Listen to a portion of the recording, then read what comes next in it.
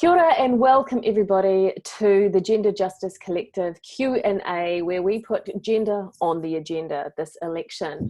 With us tonight is Jan Logie and Sina Jalil. It's really amazing to have you both here.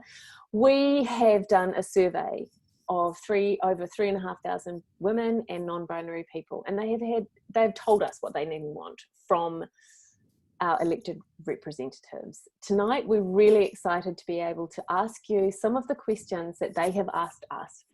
And I'm going to throw immediately to question time so that we can crack on and give you both enough time to talk about all of the things and all of the issues. So over to you. Disappearing now. Nā mai, haere mai, tēnā koutou katoa. Thank you, Ange, for that generous introduction and warm welcome. It's great to have you with us tonight, Jan. We don't have all that much time, so I'm going to go straight into the questions for you. So, first up, what do you think are the top 3 issues facing women and non-binary people in New Zealand today? Kia ora koutou katoa, ko Jan Logie ahau.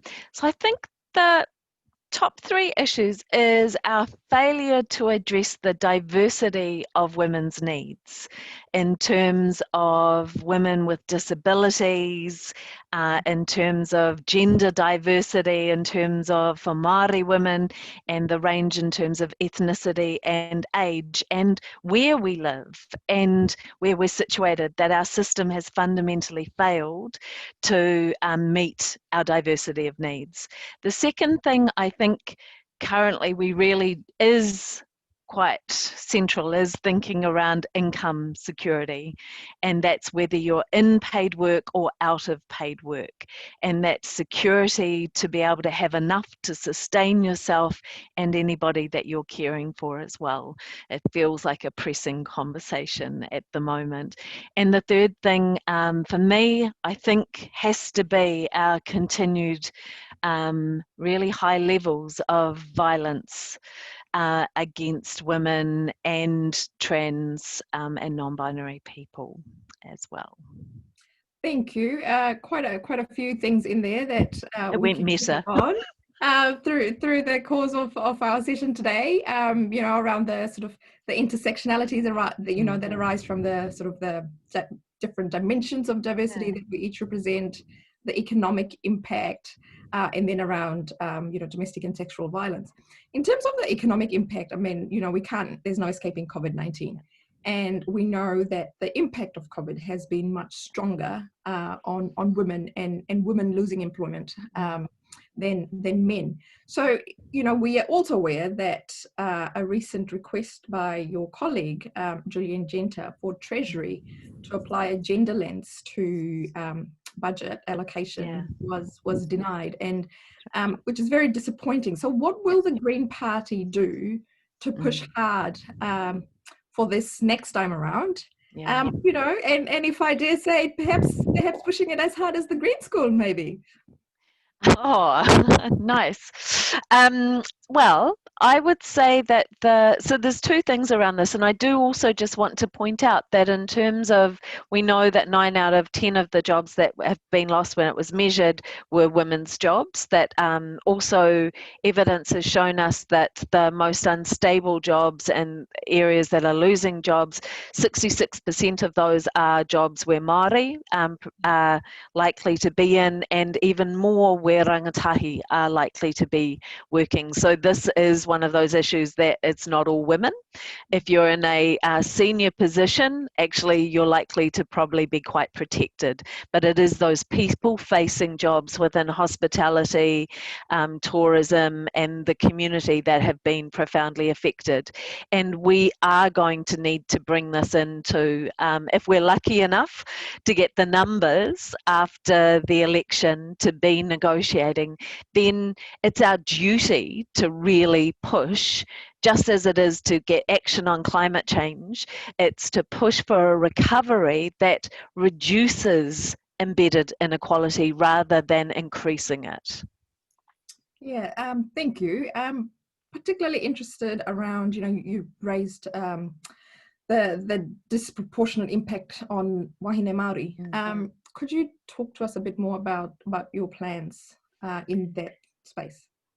Well, I think this is work that has to happen right across government, where we need to start from a partnership approach of actually giving life to Te Tiriti o Waitangi rather than just kind of paying it lip service, really. And that means that in all of government's work, we need to be setting up that partnership and taking leadership and asking ourselves, how do we restore the mana motuhake of iwi and hapu to be able to respond themselves, because we know they're more effective than we are as government.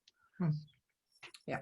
Absolutely. So related to that, you know, there have been some gains made during this term of government, and we shouldn't lose sight of those. That's right. For example, we know that women now make up just over 50%, you know, on state sector boards, and that's to be celebrated. But that reality doesn't apply to all women, right? It doesn't apply to Māori Pacific or Asian women. And it's not just in terms of board roles, it's also that they continue to earn less than their male counterparts, but also their Pākehā women colleagues, you know, across the public sector, which should really be setting an example. So what's the Green Party's stand on this, and what can we expect if you make it into government? Next slide. What I know this is quick fire, but there is no simple answer to this. So part of it is continuing the work that Julianne Genter has started as the Minister of Women around progressing the pay equity settlements and the work to reduce the pay imbalances in the public service, which look at making sure that people get the same starting salary, that there's a default to flexible working hours, that there's a transparency around pay inequalities, and that there's support for women in terms of senior and higher paid positions, and that needs to be intersectional. But I do just want to go back to, we can't be doing that work without doing the treaty partnership, without addressing institutional racism within our public service. And having recently spoken on a panel around disability issues, like, we have a very, very, very long way to go in terms of removing the barriers for disabled people to employment inequality of participation in our society. And the public service needs to take leadership on that. And part of how we do that is we have to resource our disabled people's organisations, those people in our community who hold the lived experience and have that kind of the drive to help us change.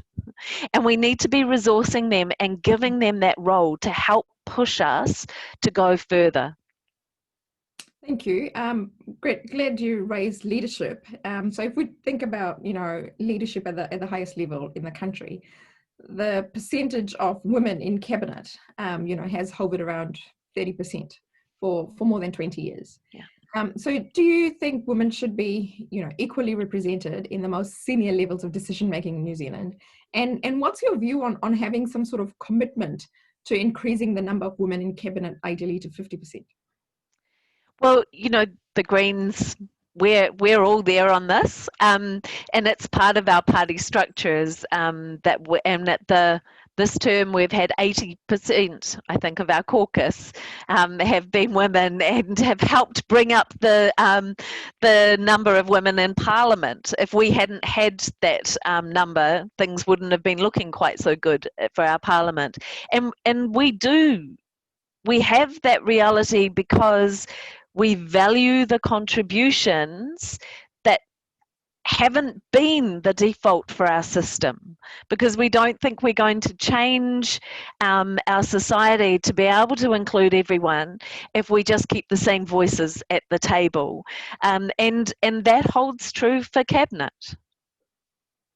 Yeah, so in one of your interviews, I think earlier this year, you talked about how, politics and Parliament is not always a nice place to be, and you know, especially for women. And we've had a number of women MPs talking about this as they've sort of, you know, given their valedictory speeches. Yeah. What do we do to change that? Well, the Francis Review has given us a large number of recommendations to work through as a parliament and also within our parties to change that. But and we need to do that work. And some of that's actually about ensuring, you know, that there is external oversight, that that imbalance of power that thrives within a parliamentary political environment is mitigated through external scrutiny. But some, like within our party, and I think some of the other parties as well, is that there is a tradition of having women's hui, about actively supporting women as candidates, and you know, like our members, when we were getting a lot of abuse online, all kind of came together and sent us like really lovely supportive messages. So there's the individual, the personal things that we can all do, but a lot of the work has to be systemic. So I'll come back to this in a bit, just around, you know, support and where that support comes from. But going back to, you know, the third of the 3 points that you raised right at the start. Now, we have one of the highest rates of sexual and domestic violence in the developed world. And you have been the Undersecretary to the Minister of Justice, specifically with the focus on domestic and sexual violence issues. And you know, got quite a few things over the line. So, you know, thank you. The question, though, is that given the importance of the work that you're doing and the role that you're playing, and the impact of sexual and domestic violence, not just on the victim, but on entire whānau, you know, our communities throughout society, shouldn't your role have more prominence, more power and profile? And so that's part one of the question. And then what is your party's plan to support the eradication of violence against women and girls?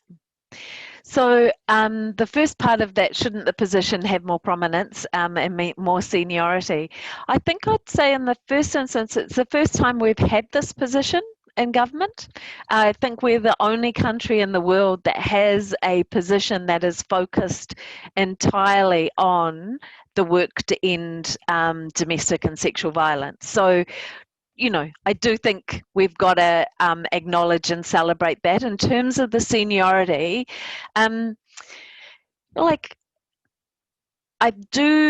it does seem to me that seniority does, when things get tough and the conversations get to really crunchy points, it can help to have seniority. And at the same time, my position, because I don't hold any other ministerial portfolios, and typically if somebody's going to be a minister, they will have multiple portfolios, that immediately puts you in conflict with the demands of the other portfolio. And my focus has been trying to get the system working together and removing those conflicts with other portfolios. So there has been a strength in that. And what are the Green Party going to do in our commitments around furthering this work and what we would be taking to the negotiations is in our vision documents. There's quite a lot of detail to it. I'll pull out some highlights around it. So one of the points is that we're wanting to make sure that that partnership with meeting our Te Tiriti obligations is central to doing this work, and that just makes sense for everybody. And I really genuinely believe that part of our solution around this will be recognizing the power for protection and healing that is held within Te Ao Māori, that we could all benefit from, that we are not getting access to at the moment. It is Māori that is pushing us to take a whānau-centred approach to this violence, rather than treating the issue in a silo, disconnected from people's actual lives and communities. Like, that would be a benefit for every single woman, and person in this country if we can do that, and that's coming from Māoridom. So that's really one of the key things. One of the other points is that protection orders you would not have to pay for a protection order. I think it's an anathema that mostly women and children are having to pay and sometimes mortgage their houses and their futures to be able to protect themselves from violence. That does not make sense to me. And we want specialists to sit in our family court and to have a role of observing the court process and providing advice on the best evidence of the dynamics of abuse to help judges make the right decisions.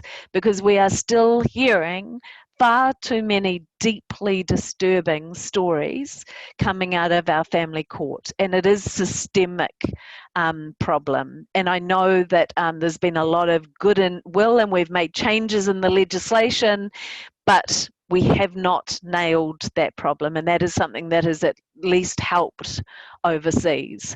So, and then we want to pass the sexual violence legislation that got stalled this term, unfortunately, but I think there's a moral duty to pass as quickly as we can, because we know that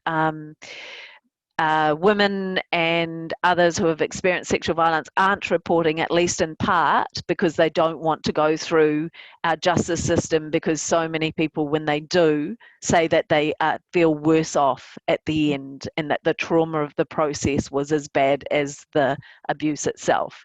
And that's a fundamental ethical issue to me. That if we can't allow that to continue. And we need to join up our work around child protection and family violence, domestic violence, sexual violence. Yep. So lots underway, and across lots of different areas.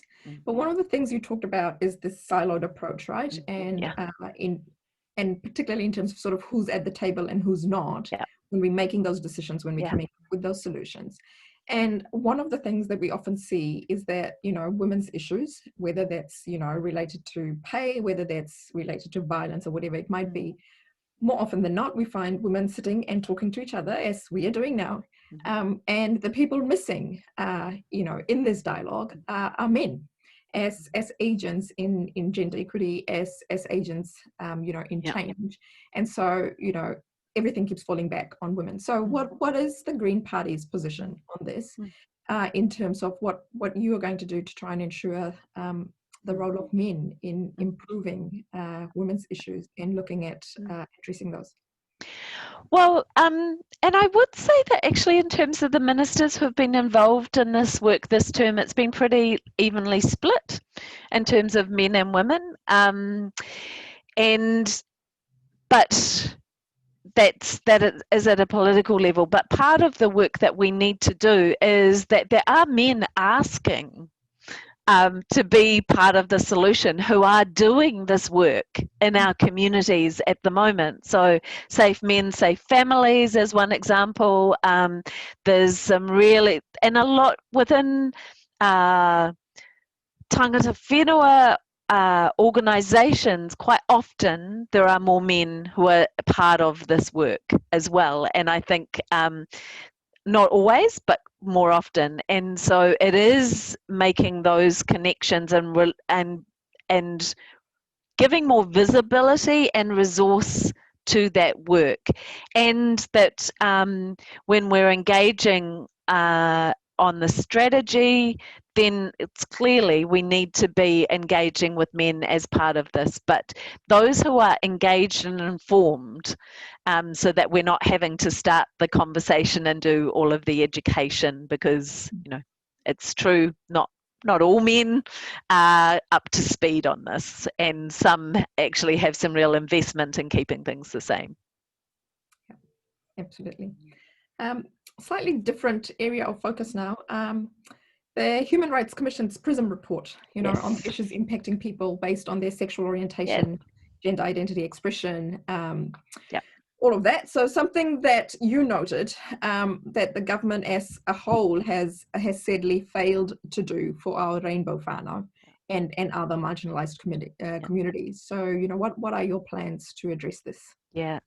So our plan is to establish a, you know, name to be decided, but a rainbow office within government, who, which would be similar to, say, you know, the, what is it, youth development, seniors, Office of Disability Issues, ethnic communities, Pacific peoples, Te Puni Kōkiri. Basically every single population group in the country, significant size, has a centre within government except for rainbow communities. So that's to establish that centre of expertise within government and point of connection to our community organisations and communities, and that their first job would be to use PRISM as a starting point to develop a national action plan for progressing LGBTQIA plus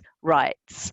And that would involve kind of, because I know there are points that the community have been raising that weren't included in PRISM, and so we should go wider, but we need to just get on with it and do it. So what's stopping us? Considering, you know, like, and I saw somebody did a great media story about this and pointing out that we've got a minister of racing, and yet nobody in government is responsible for this area of work.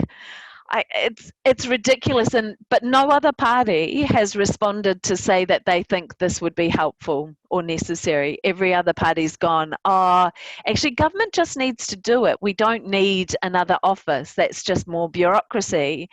But the reality is that either the ministry's people that are there and they don't know the issues, they don't have the connections to the community, and they're having to educate themselves, and they have staff turnover, or they're relying on their LGBTQIA staff members to be doing the heavy lifting for them to compensate for their lack of expertise and designated area of work. And all of those agencies have to do their bit and step up. We need health, we need statistics, we need education, we need Ministry of Business and Innovation and Immigration as examples to all step up and do their bit, but they need to be supported to do it well, because what we see at the moment is actually lots of them just aren't able to progress it because they don't have the expertise or the relationships. And like you say, as we see in many organizations, you rely on your one diverse person in a particular dimension of diversity to carry the weight for a whole community, right? Yeah. Exactly. So one of the things that you mentioned there was health. Every other high-income country has a separate agency or task force to focus on women's health. New Zealand does not have one. Nor has it conducted a specific women's health needs assessment. So what is the Green Party's position on this? What are your views? Can we expect to see some change? So to be honest, and actually I didn't know that. Julianne is a minister who's had responsibility. She may have known this, so don't take this as the Green Party not knowing that, but which fascinates me though, and that is really disturbing to find out that we're the only one. And so our health priorities are around addressing inequities and doing prevention,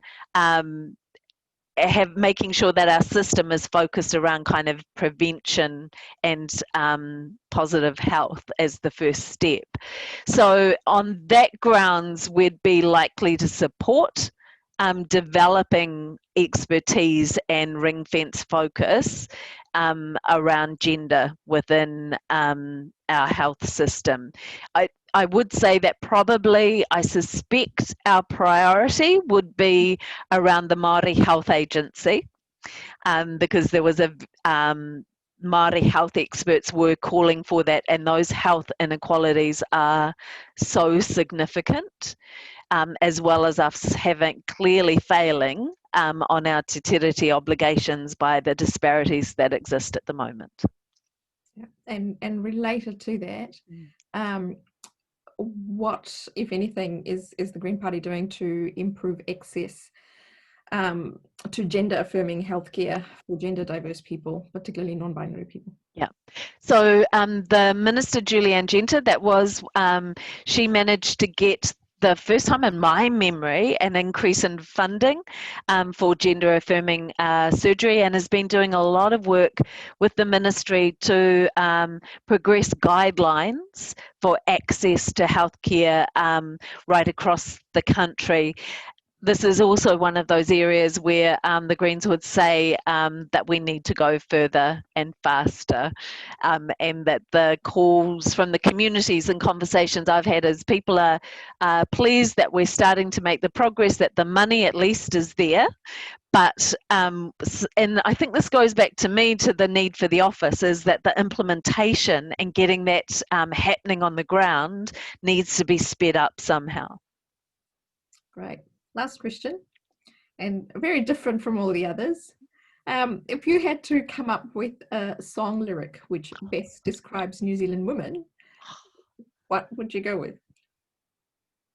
Fierce and fabulous. Nice.